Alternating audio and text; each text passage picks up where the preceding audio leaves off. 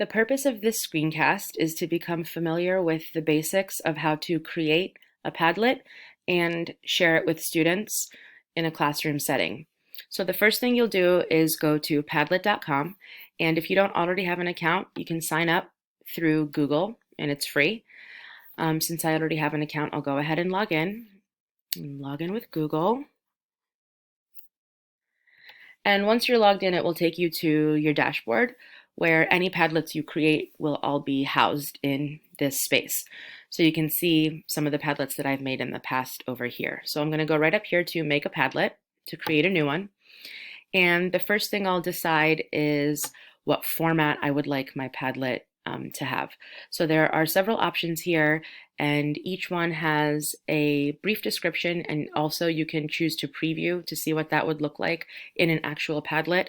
So for example, if I'm not sure what back channel would look like, I can choose preview to get a sense of visually how that would look inside the Padlet to help me decide if I want to use that or not. So I'll go ahead and choose wall.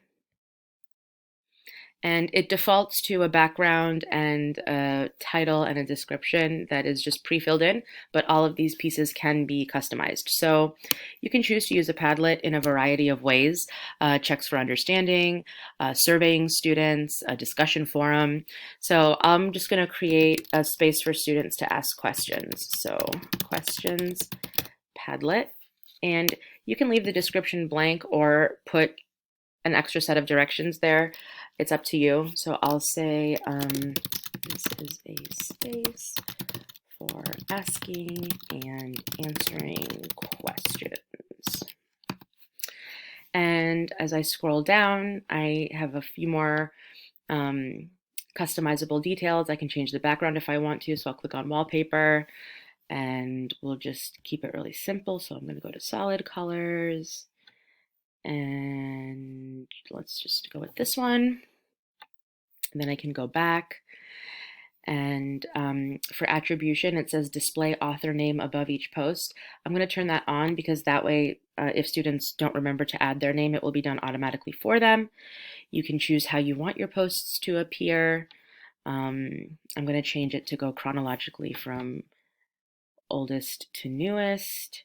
You can choose to leave the comments on or off. I'm going to turn them on so that students can comment on each other's posts.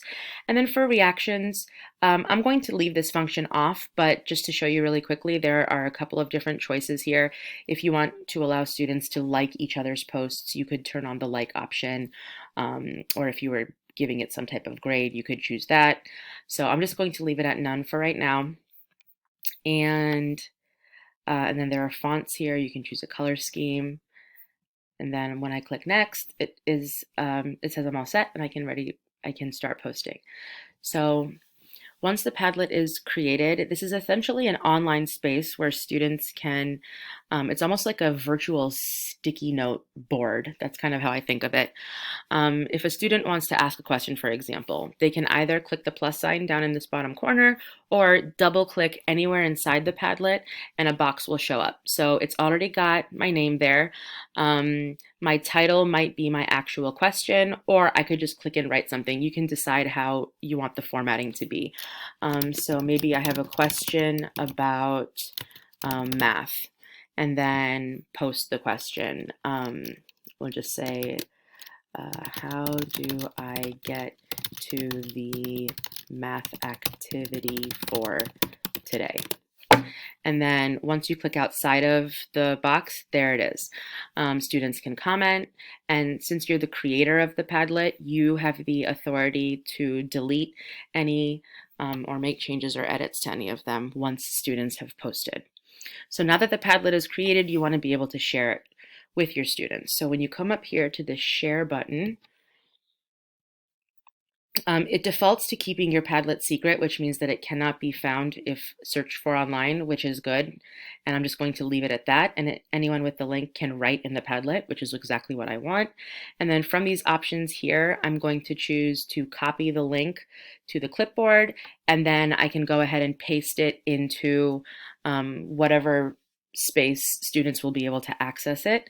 And then once they click on the link, it will bring them to this screen right here, and they can ask and answer questions to their heart's content. So these are the basics of how to create a Padlet. Hopefully you're thinking about how you'll be able to use this in your classroom. And as always, I encourage you to get in here, play around with it, see how it's going to work best for you, and happy Padlet making.